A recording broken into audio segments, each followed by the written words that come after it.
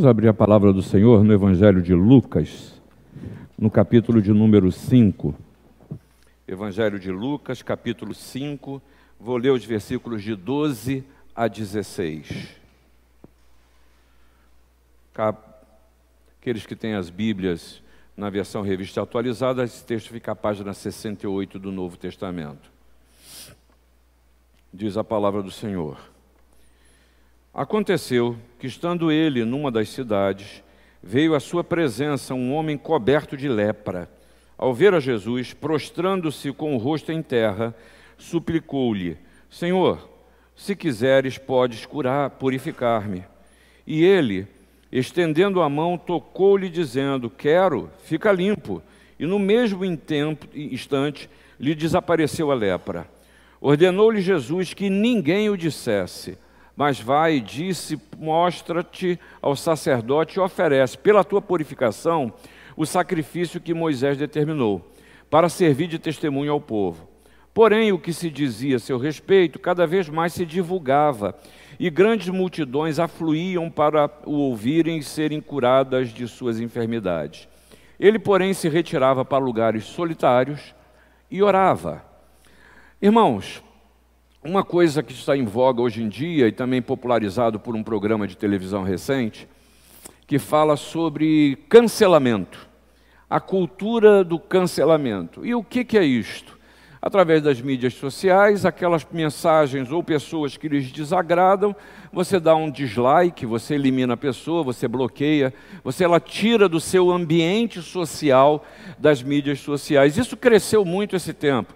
E é engraçado como as relações, elas se dão também nas mídias sociais, que você, quando está brigado com alguém, o auge da sua revolta é bloquear fulano de tal, é não permitir o acesso a você e nem você a pessoas. Mas isso é curioso, e nesse sentido as crianças, os adolescentes, os jovens nos ensinam muito, que isso não é novidade. Nas suas relações é muito comum você acontecer esse tipo de coisa no ambiente escolar, quando de repente se elimina alguém que você não quer que faça mais parte do seu ciclo ali de amizades.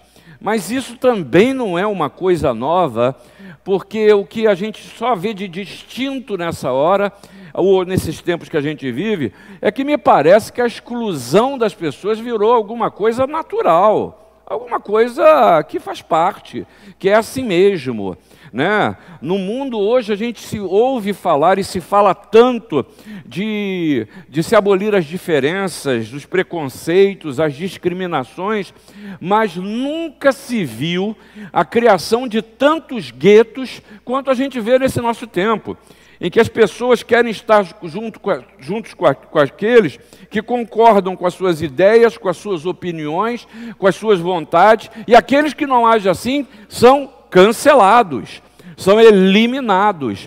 E há guerras de grupos no sentido, inclusive, de fazer isso, prevalecer a minha vontade e cancelar os demais. E aí, gente, o pior desses preconceitos é aquele que é ligado à religião, é os famosos guetos religiosos.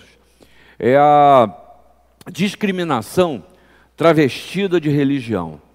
E assim, eu posso ser cancelado por eu ser branco, eu posso ser cancelado por ser negro, eu posso ser cancelado por ser muito jovem, eu posso ser cancelado por ser muito idoso, eu posso ser cancelado por ser homossexual, eu posso ser cancelado por ser uma prostituta, eu posso ser cancelado por todos os motivos e supostos padrões morais que as pessoas estabeleçam.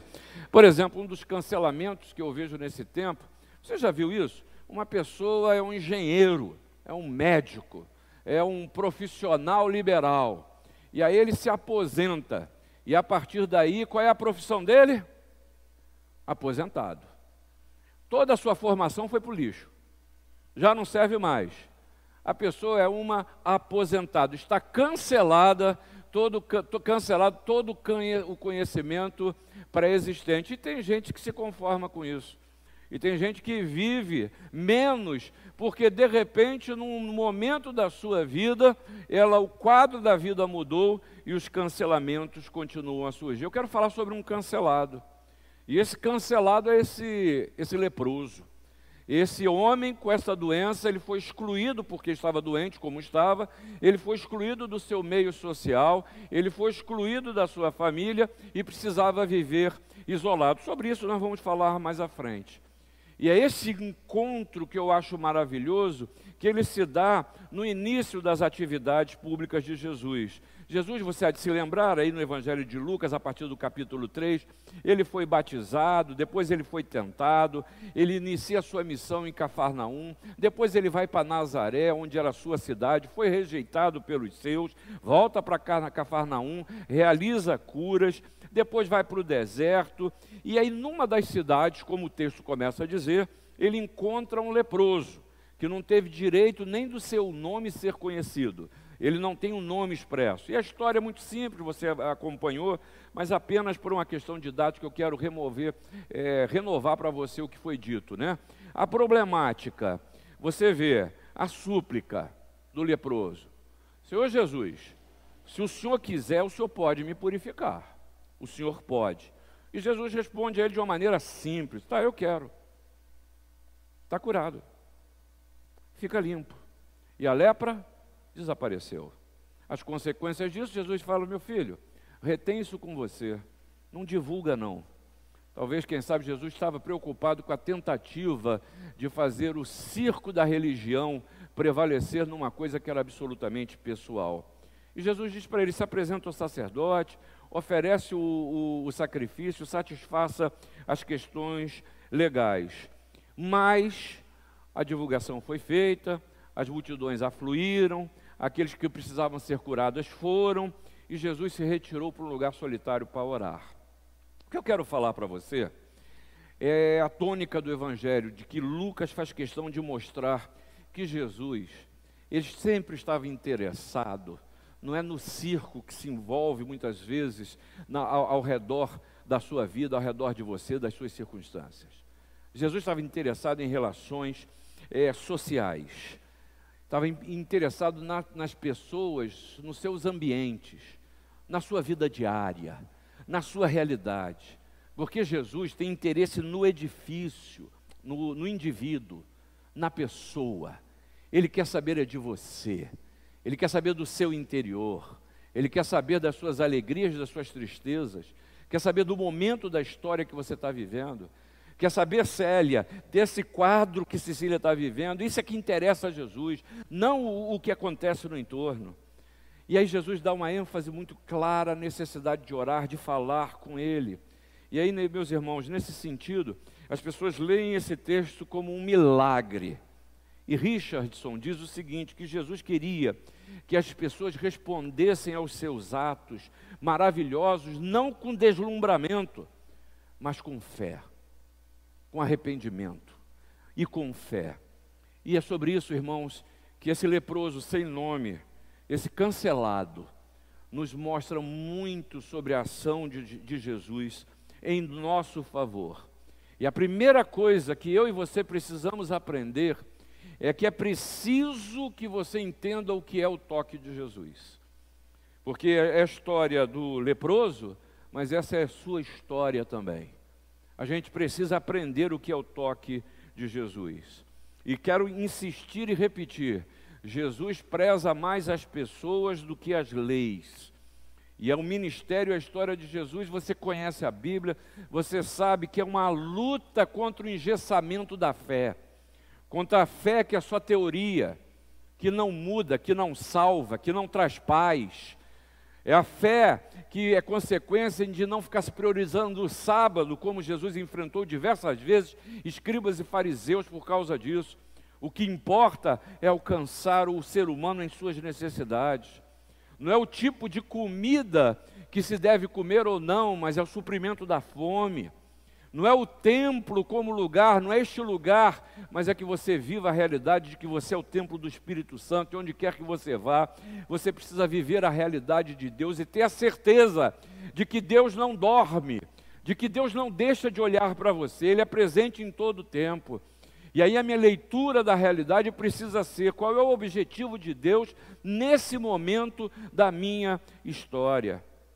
Certa vez eu ouvi uma pregação de um irmão chamado Antônio Jesus, que ele falando, ele estudando exatamente sobre aquela entrada, a chegada de Jesus em Jerusalém.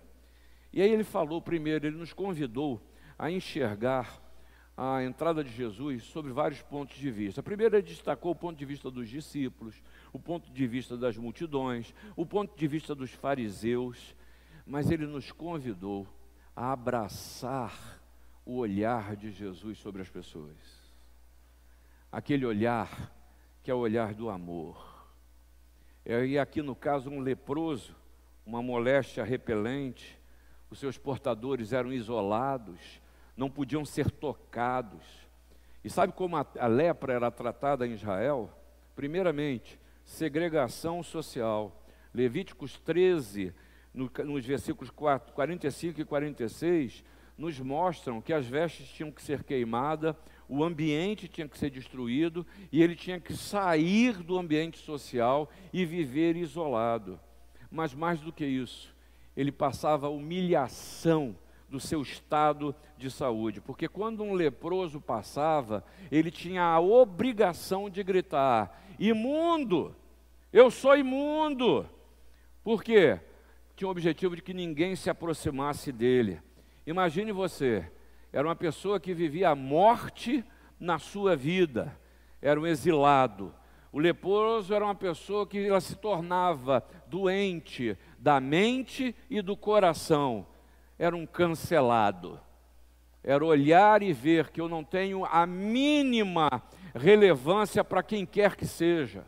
Eu sou um excluído. E aí Jesus, exatamente num quadro assim, ele toca aquele homem. E te ensina primeiramente que o nosso toque nas pessoas precisa ser um toque de amor. Ah, gente, nós vivemos esse tempo de pandemia e de separação e de isolamento.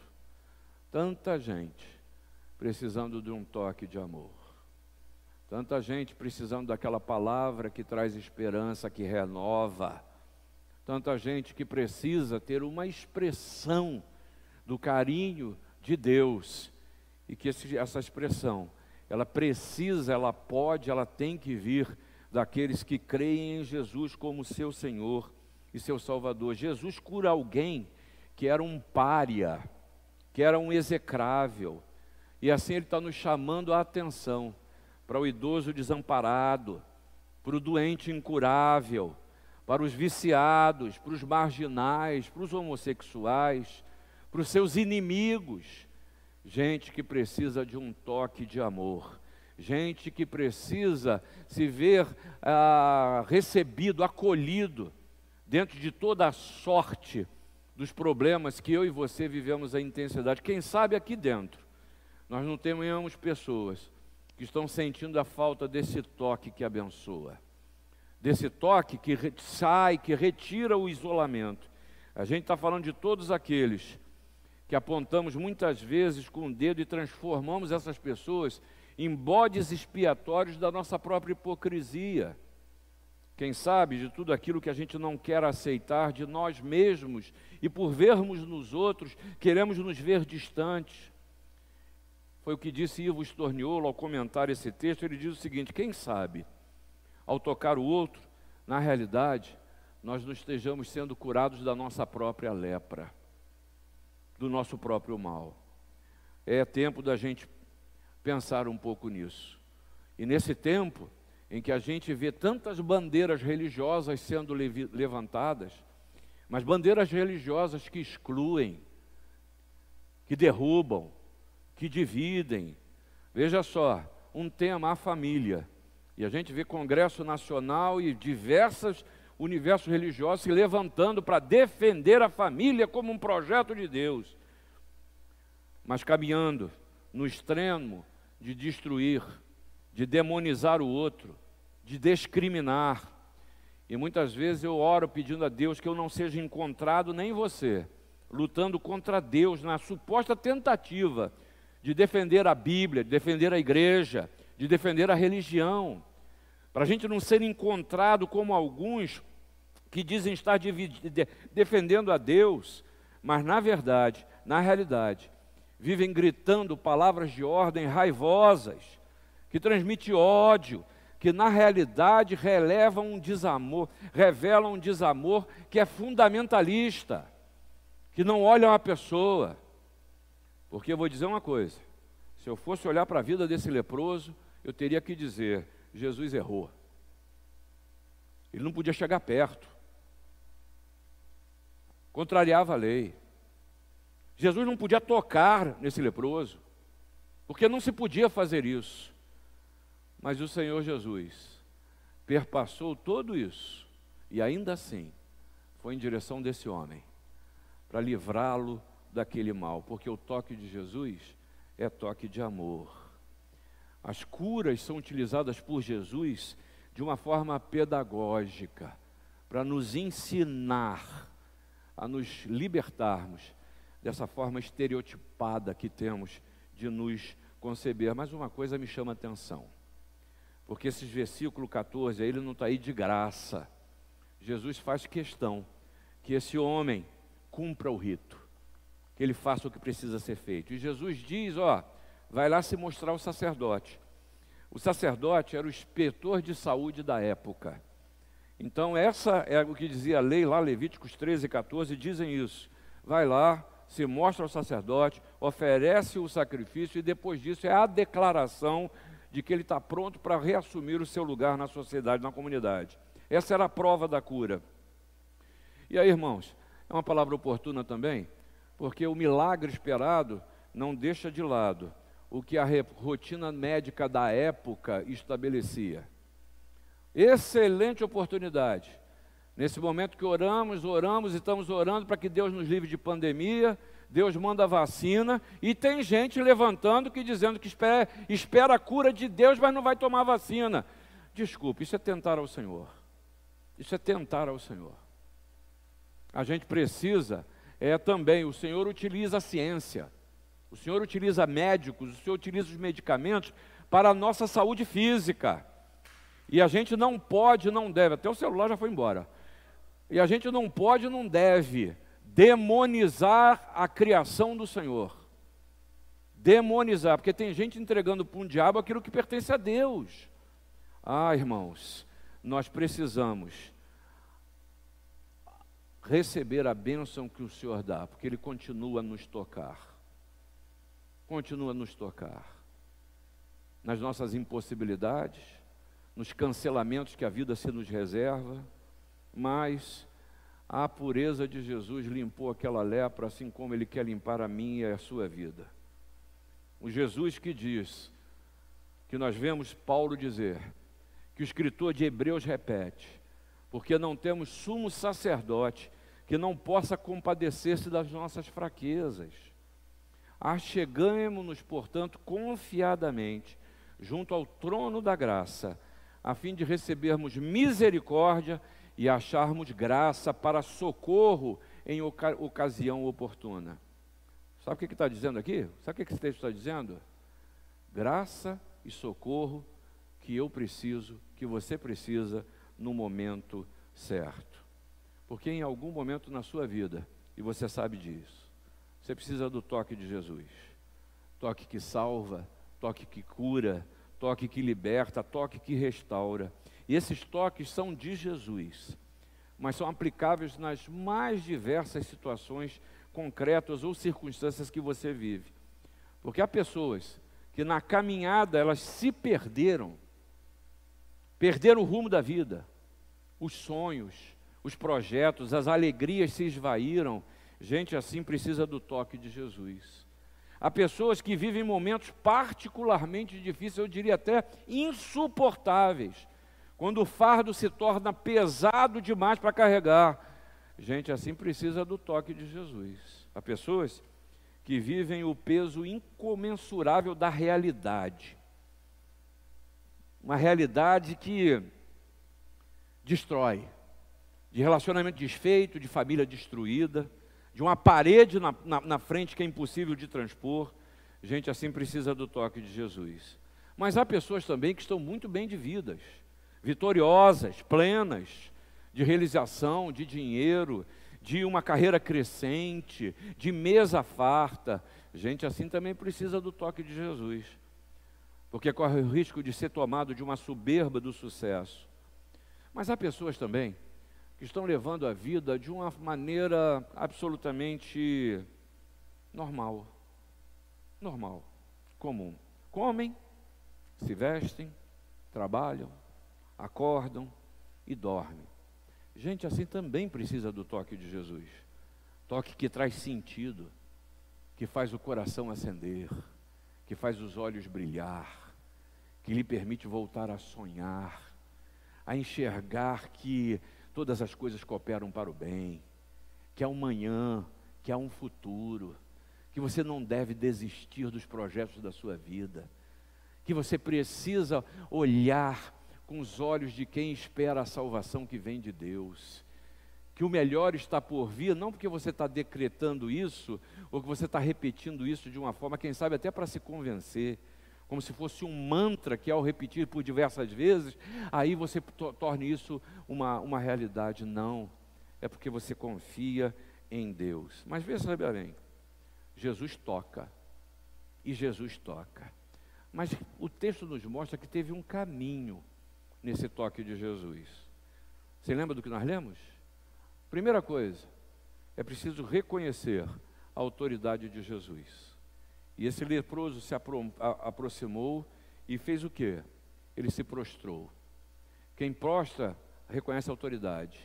Quem se prostra, adora. Quem se prostra, reconhece que está diante dele aquele que tem poder para mudar a sua sorte. A gente talvez esteja vivendo um tempo que a adoração tenha perdido muito sentido para muitos de nós. Porque adorar é reconhecer quem Deus é. Louvar é reconhecer o que Deus faz. Talvez a gente precise voltar aos começos, em reconhecer com quem nós estamos tratando. Segunda coisa que você vê, que esse leproso, esse excluído, esse cancelado nos ensina: peça, suplique, deseje, anseie por, queira, mas fale com Deus. Mas fale com Deus. Terceira coisa que ele nos ensina: tenha fé, porque se Deus quiser, Ele pode fazer. Isso não pode ser uma palavra de ordem geral, isso precisa ser uma convicção de fé, porque a falta de fé, ela banaliza o toque. E como isso foi importante? Porque Deus sabe quem está precisando de toque, e Deus revela isso quando naquele encontro, você lembra disso, com aquela mulher hemorrágica no meio de uma multidão, que a mulher, Jesus está andando e toca nele, Jesus do nada pega e diz: quem me tocou?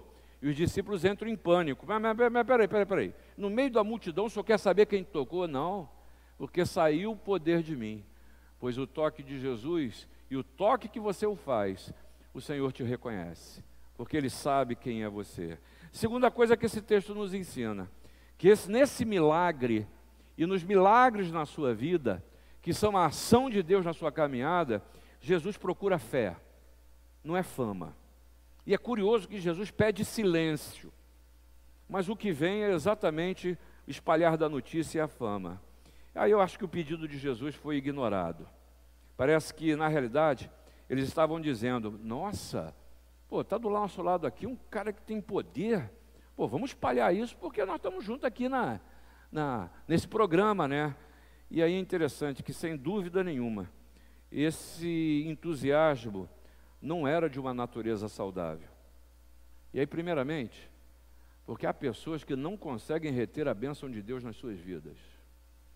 Elas querem jogar no meio da praça a realidade que lidam e que enfrentam, e assim perdem a intimidade que o Senhor quer ter com cada um de nós. E o que é pior, muitas vezes nós queremos padronizar a bênção de Deus, e queremos viver as experiências espirituais de outras pessoas, de outras igrejas, de outras expressões de fé. Nosso Deus não é um Deus generalista. Deus é um Deus revelado em Jesus, e Ele é pessoal. E é curioso que tem muita gente hoje que quer escolher o milagre que Deus precisa realizar em sua vida. Outros querem transformar a forma de Deus agir em um dogma. Deus só age desse jeito. ou até utilizam a Jesus como parte do seu projeto pessoal. Olha, associar Jesus com fama e com modelo de ação é um grande equívoco, porque Deus Pai, Deus Filho e Espírito Santo, eles agem como lhe apraz, e Ele quebra barreiras para chegar à sua vida, à sua mente, o seu coração. E é engraçado que os textos fazem questão de nos revelar que aqueles que procuram a Jesus o fazem porque querem alguma coisa dele. E eu não vejo mal nisso, porque nós somos assim também. Nós somos assim também. Mas é preciso discernir. A fé que é sincera num Deus que ama, que acolhe, que salva e que age em nosso favor, é preciso discernir isso do espetáculo da fé. E Jesus se recusou a ser um instrumento do espetáculo da fé. Os fariseus tentaram isso. Faz algum milagre aí para a gente ver uma coisa maravilhosa. E o Senhor não cumpriu. Por quê? O milagre testemunha que Jesus age em seu favor. Ele age por nós. O milagre testemunha que há esperança, e se aproprie dessa bênção que Isaías previu isso lá na sua profecia, ao dizer que o deserto e a terra se alegrarão, o ermo exultará e florescerá como o narciso, florescerá abundantemente, jubilará de alegria e exultará. Dizei aos desalentados de coração: sede fortes, não temais, eis o vosso Deus, a vingança vem, a retribuição de Deus, Ele vem e vos salvará. Essa alegre esperança que enxerga o novo dia, que espera as melhores coisas. Ih, irmão, chega de mensagem negativa que a gente cansa de receber. Chega desse olhar que só enxerga as coisas que vão terminar. A esperança em Deus, e Jesus nos oferece exatamente isso. E não para aí, o Senhor oferece a salvação. Isaías também te lembrou isso, que o Espírito do Senhor está sobre mim, o Senhor Jesus, porque o Senhor me ungiu para pregar boas novas aos quebrantados, enviou-me a curar os quebrantados de coração e proclamar libertação aos cativos e pôr em liberdade os algemados, e por aí vai. Lembre-se da melhor parte, lembre-se daquilo que Deus veio fazer em seu favor. Cuidado para não desenvolver uma vida cristã que é teórica, que não é real, que não tem a experiência da fé. Cuidado, porque quem age assim, na verdade, não está se relacionando com Jesus, vive atrás da fama, fala de Jesus porque é famoso, porque em 2000 anos de história, o nome dele é preservado, porque tem um livro que fala dele. Ah, não viva a fama de Jesus, porque para não estar correndo atrás da fama de Jesus, é preciso conhecê-lo pessoalmente, é preciso ter relação com ele, é preciso gozar da presença e viver a experiência do Senhor Jesus. Ah, não seja uma pessoa que vive de lembranças e de rituais, mas que você possa dizer: Senhor Jesus, eu o conheço, eu tenho experimentado Ele no meu dia a dia. E finalmente, o cancelado, o leproso, a sua história nos mostra também que o grande exemplo da experiência, ela se traduz, sabe em quê? Em oração. A experiência, sua experiência com Deus, você pode medir, eu não. Não tem quem possa. Mas a sua experiência de Deus, você pode medi-la pela oração. Pela oração. O Evangelho de Lucas é o Evangelho da oração. Há várias referências da prática de oração de Jesus. No capítulo 3, no seu batismo, Jesus orava e o céu se abriu. Ele se retirava várias vezes para orar. Jesus orou para escolher seus discípulos. Na transfiguração ele sobe exatamente para orar, e mais do que isso, no capítulo 11, ele tem o cuidado de nos ensinar a orar. E aí a gente precisa parar para refletir isso. Jesus, ele nos ensina através da oração que eu preciso entender que eu não posso confiar e adorar o aqui e agora. O aqui é a realidade. Eu tenho que enxergar que a realidade ela é transcendente, ela é sobrenatural na minha e na sua vida. Eu preciso ser lembrado que o projeto de Deus, que nos tornou parte, Ele é eterno, você faz parte do projeto de Deus. A gente precisa se apropriar da realidade que através da oração, nós somos o que nós realmente somos, porque de Deus nós não temos como nos esconder. A gente precisa, e através da oração, nosso coração é sondado.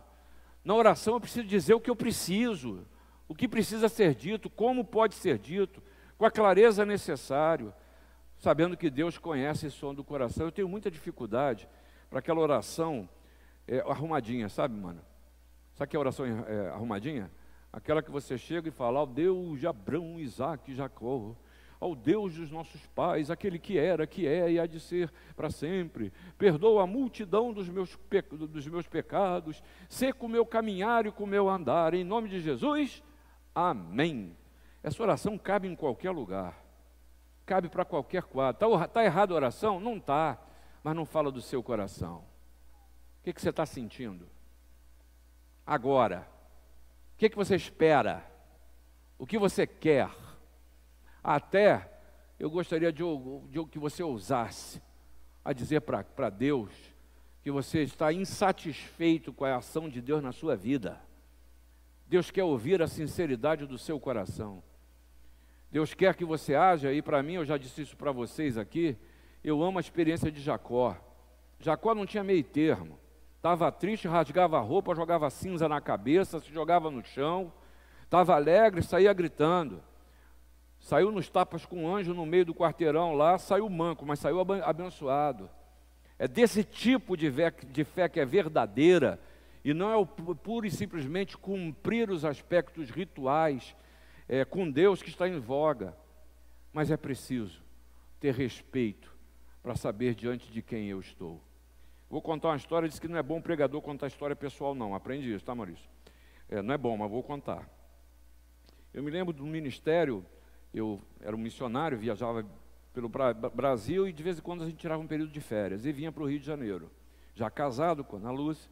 E aí chegou no final, estávamos arrumando, íamos sair, e sempre a gente saía, minha mãe fazia questão de orar com a gente. Nalvinha fazia questão de orar para a gente. E Nalva saiu do banho, a gente tinha que ir embora naquela hora. E a gente foi para o quarto dela, se ajoelhou, ela estava enrolada na toalha. Vai, mãe, hora que a gente precisa ir embora. Nada de oração. Vai, mãe, hora, a gente tem que ir embora. Nada de oração. Ela começou a rir. Aí Dulce, ela vira para mim e fala assim, começa a rir, fala: não, meu filho, eu tenho que trocar de roupa. Eu tenho que botar minha roupa, eu estou só enrolada na toalha. Porque diante de Deus a gente precisa ter respeito. Eu põe na minha cabeça. Vai, mãe, troca de roupa que a gente fica quietinho aqui, não tem problema não. Porque é isso também. Não tenha dúvida que Deus a criou, conhece o corpo dela inteira. Eu não estou querendo fazer uma apologia à Nalva aqui agora não. Mas isso me ensinou uma coisa muito clara. Cuidado, para que o Deus que é íntimo e pessoal não se torne um Deus que não tem relevância na sua vida. Que não faz diferença. Que não faz diferença onde quer que você esteja.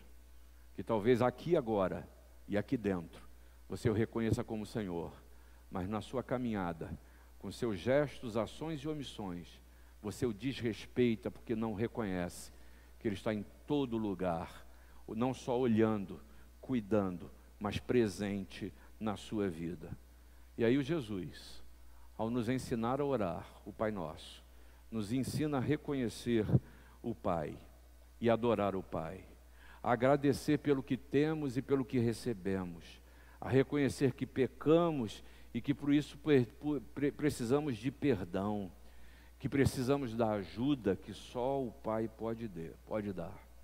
Vimos aqui, um cancelado viveu a experiência de um milagre.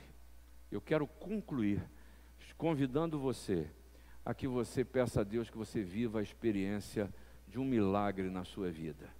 E essa experiência começa por reconhecer o toque de Jesus em você, mas também que o toque que você recebeu, ele possa ser compartilhado com aqueles que estão no seu entorno. Que você viva a experiência do milagre na sua vida, porque você tem a experiência com Jesus, e você não está vivendo de conhecimento e de fama, mas você pode falar, como Jó falou: eu conhecia só de ouvir, mas agora os meus olhos te veem. E finalmente, que isso tudo seja vivido numa relação com Deus, que parta do conhecimento da sua vontade através da leitura da palavra, mas também de que você encontre o lugar de oração na sua caminhada. E que Deus lhe abençoe. E eu convido você agora a responder aquilo que o cancelado recebeu de Jesus também na sua vida. Nós vamos ficar de pé e vamos cantar esse hino de número 318. Hino que diz, que fala dos ceifeiros do Senhor. Se aproprie do que essa letra diz na sua caminhada. Hino 318.